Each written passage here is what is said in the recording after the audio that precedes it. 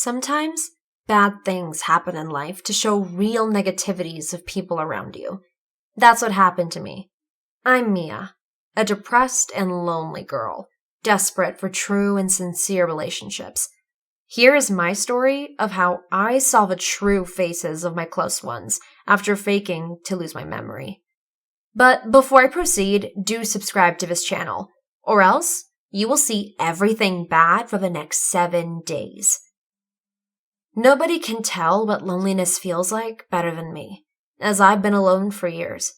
Despite having my dad in a nice big house, I never spent a day in peace. My mother died when I was 5, after which my dad married her colleague who had 2 daughters. Since that day till now, she kept my father's attention to herself and to her kids. I was never respected in the family, nor was given proper space in the house to live. I had to share everything with my stepsisters, who used to call me different names just to annoy me.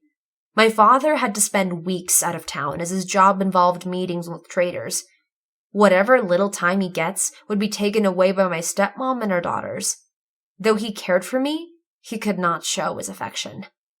I was not allowed to go out with friends, nor to invite anybody home. Every rule was different for me. I spent most of my childhood grounded in my room for one thing or the other. Soon after turning 15, my father told me that I'll be receiving huge funds after my 18th birthday, which my mother had left for me. This news added fuel to fire, and my stepfamily got even more furious with me. Since that day, things became more annoying and disturbing for me. They got jealous and began to find faults in everything I do. I started spending most of my time outside, either doing odd jobs or taking extra classes at my school. One day, I was riding my bike home when an overspeeding car hit me hard, making me jump to the other side of the road. I was taken to the hospital and was unconscious for hours. The moment I regained my consciousness, I couldn't recall anything.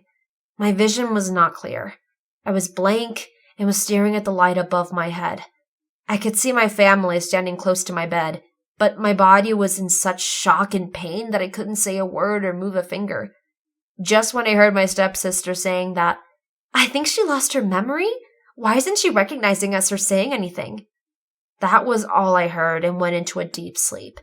I woke up the next morning in my own bed, and to my surprise, my stepmom was standing across my bed with a hot bowl of soup in her hands. I couldn't believe my eyes, as this has never happened to me. She has never been so nice to me. Before I could say anything, my stepsister came in the room, and upon seeing me awake, she hugged me with affection. I thought I was dreaming. How can one mask their face with such fake emotions? My stepmom sat next to me and lovingly said, "Don't worry, Mia. We'll help you remember everything. You've lost your memory, but it will come back as soon as we, your loving family, is there for you." At that moment, I thought I should tell them the truth, but a part of me was asking me to go with the flow. I didn't know why I chose to fake losing my memory, but I just did. Mom eyed my sister, who smiled back at her with expressions of pure evil as I began to have my soup. That night, I overheard them saying, "Let's write a nice version of the story about our relationship with her so that we can get her funds." I knew why they were doing all of it, but I didn't know that they would go to such an extreme to fake around with me. Their heart was so full of hatred for me and greediness for my money. Both of my sisters would ask about my health once or twice a day and would let me rest in the room peacefully. They passed smiles every time I looked at them and would act generously.